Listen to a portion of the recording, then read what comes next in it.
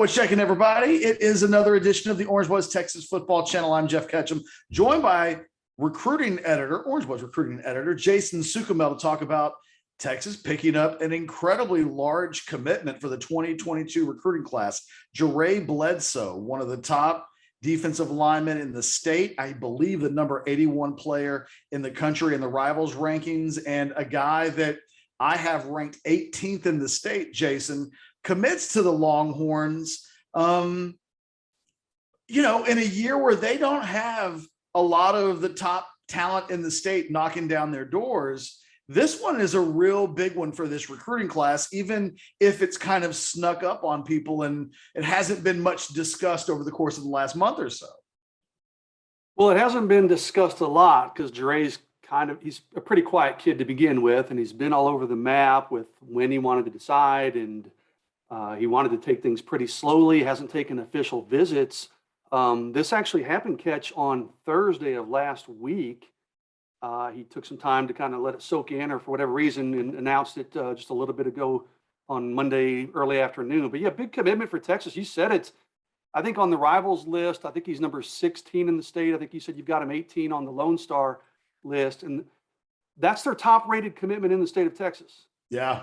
You hear that and you're like, that's not good enough. I mean, they're still in on some other guys who are much higher on that list. So that could improve. But for Texas to get a player of Jaray Bledsoe's talent, top 100 nationally, that's all you need to hear. He's a Rivals 100 member. That tells you what kind of talent he is. But he's at number 16. Normally when we're talking Texas Longhorn commitment list, we're talking, hey, they've got how many guys out of the top 10 or 2 or 3 out of the top 5 in the state of Texas. I was looking at it a little bit ago, and if I'm looking at the commitments from the state of Texas, you got Jaray Bledsoe to Texas at 16, Bryce Anderson at 15, Caleb Burton, Ohio State, Florida has a commitment, Texas A&M another commitment, Ohio State, Clemson, Oregon, and that's it. So it's not a year where Texas and Texas A&M or even Oklahoma are dominating in state. It's kind of a unique cycle we're seeing.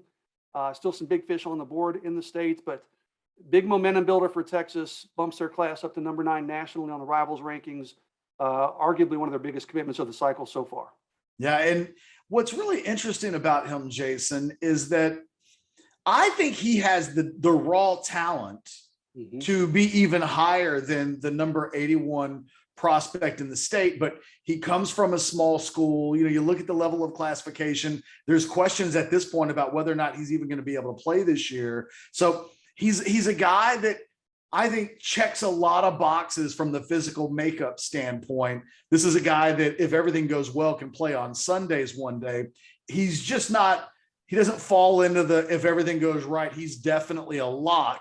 It does come with a couple of question marks, but all in all, Texas needs like 15 of Jaray Bledsoe's in this recruiting class. So it's not a small thing that they were able to get this one to kind of, if Texas is in a best case world, this is a commitment that maybe starts to turn momentum around as they look to finish the class.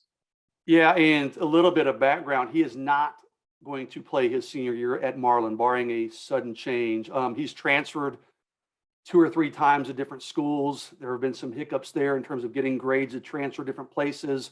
But I was told last Thursday he is not playing. He was ruled not academically ineligible, but just with his transfers would not be able to play. That's a big part of the reason he went ahead and committed so quickly on Thursday. Talking to his coaches, he said, hey, they said, let's go ahead and wrap this up. And interestingly, Ketch, and I haven't put this out anywhere, I want to wait for him to commit, and then we can talk about it now, and I'll probably write about it at some point in Orangebloods. I was told he woke up Thursday morning and was probably going to A&M or Alabama. And then by Thursday, 1:45, he says, nope, I'm going to Texas. He calls the Texas coaches and commits to them Thursday afternoon. Tremendously talented. I mean, if you look at his film, I was watching just a little bit of it before we started recording, and his junior film from last year. I mean, this is a guy, ultra athletic. I think he's running the 4.7 range. He was an all-district running back. He's an all-district defensive lineman. Quick off the ball. He's what I would call like a heavy hitter. When he hits you, man, you're going down, and it's not going to be gently, man. He's going to slam you to the turf. There's one play that I was watching his film, and it's 2 minutes buried into his highlight film. The quarterback snaps the ball. I mean, he shoots the gap, splits a double team, and the quarterback's doing a toss sweep where he's just turning around and tossing it, getting the ball out of his hands pretty quickly. Bledsoe hits that quarterback as he's making that toss, blows him up, and then he runs down the running back in the end zone makes the tackle for a safety. So this is a guy with good size, really good athleticism. As you said, probably a bit raw, and he's the level of competition. It's going to take him some time to get acclimated once he gets to Texas. But the physical talent is there. The raw, natural talent is there. Interestingly, and I need to follow up on this, I'm going to make some calls probably this afternoon. I was told last week, despite him being ineligible to play for Marlin, there's a good chance he's going to graduate early and enroll at Texas in January. And I'm still trying to compute that in my head. Like, how are you not eligible for your senior year, but you can graduate early? But that's what was told on Thursday is likely to happen. So this is a guy that Texas could have on their campus in January. You get him in the weight room, you get some strength and conditioning program, he goes through spring football. And I mean, that could be a heck of an advantage for the Longhorns. Yeah, I would say, Jason, just to follow up on what you were talking about from a scouting report standpoint, I think he's a guy that is going to have to learn how to play at the point of attack. He's so much more athletic than anything. He's not challenged right now. Yeah, he's really not. And when you watch the film, that athleticism jumps off the map. He's never had to stand his ground and hold down gap, gap control and things like that are things that he's going to have to learn. He's going to have to develop physically. He's probably a guy that needs a couple of years, which is why enrolling early for him really cuts back a year potentially of how long it would take him to kind of, that's suddenly you're going through a full off season of a college program if you're enrolling in January. So that would be a real significant development for him. The other thing we probably haven't stressed enough, this is a defensive line commitment. And along with offensive line, someone asked me the question this week, when was the last time Texas had either a 5-star or a high 4-star offense or defensive line? With offensive linemen, you have to go back to Mason Walters in 2009, I think.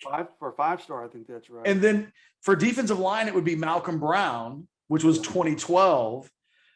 They haven't had anybody in the defensive line standpoint since 2012, not even a high 4-star. So it's been a position where they've been able to get good 4-stars, but a lot of bodies at the position, but not really elite guys. Yeah. And he's not quite, I don't think, a truly elite of the elite guy. On the fringe.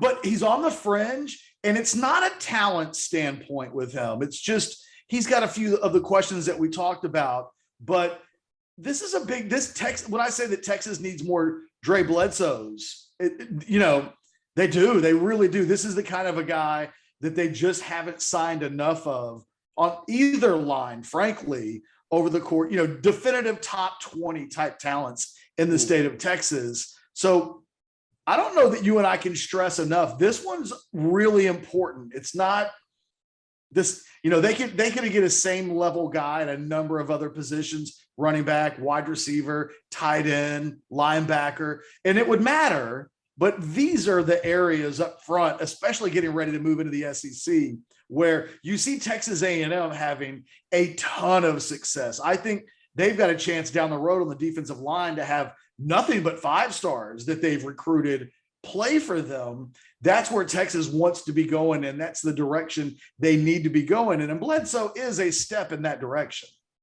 Well, and credit to Bo Davis. I mean, he's got, I think Chris Ross out of North Shore committed early.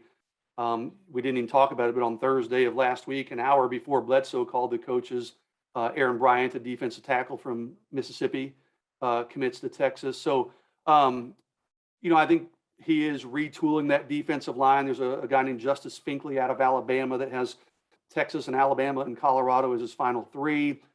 We'll have to see how these new commitments impact Justice Finkley. But, I think Bo Davis is elevating that talent. But you're right, there is still another step that can be taken when you're talking about the 5-star Bear Alexanders of the world, who probably, most people seem to think is going to wind up at A&M. Bledsoe, tremendously talented. Like you said, he's committed. That's a huge step for Texas. But you still got to bring this one home. I mean, you got to make sure he stays on his grades. And, and I'll tell you what, I've been told, even before he made the decision to commit to Texas, that Bo Davis has done a wonderful job, Texas defensive line coach Bo Davis, just staying in touch with him and, any questions you need answered, let me know, or, hey, let's help keep you motivated on these grades and these academics and these books. Ramont Taylor, I wrote about a couple weeks ago on Orangebloods.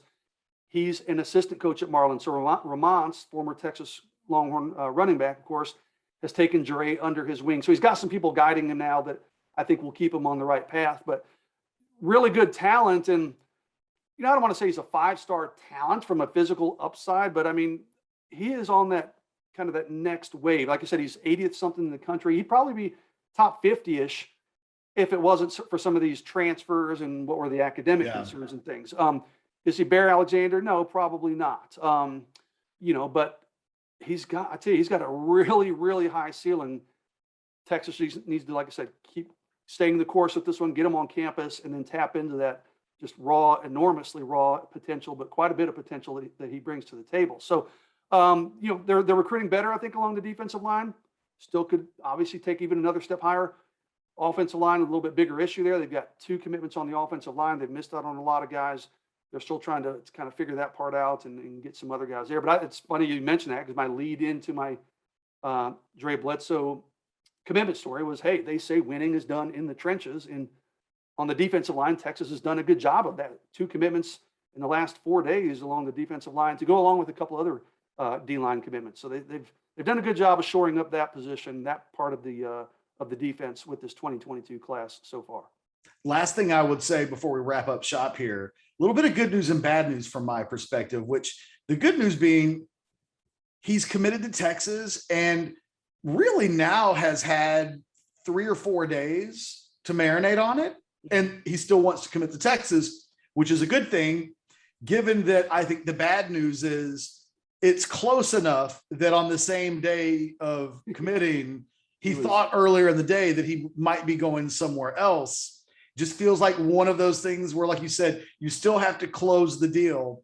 Anybody that makes a decision that it's that close on we talk about it with, the likes of Kelvin Banks and stuff like that. If you make a decision in the middle of the season or before the year, and it's so close that 3 or 4 days before you announce the decision, you were still thinking about your decision, that's a recruitment to keep an eye on. And I think that maybe, I don't want to be a Debbie Downer, the biggest negative would be, it feels like this one they're going to have will be one that they have to treat with care all the way till signing day. Yeah, recruit him like he's an uncommitted player all the way through signing day. More so than Cole Hudson, right? Who's like, you know what I mean? Like, you don't have to babysit that guy at all or worry about if he might change his mind. But we are talking about a guy that literally changed his mind less than a week ago. So just one of those things that everybody will have to remember. That having Ramont there and mentoring him will help with some of that. And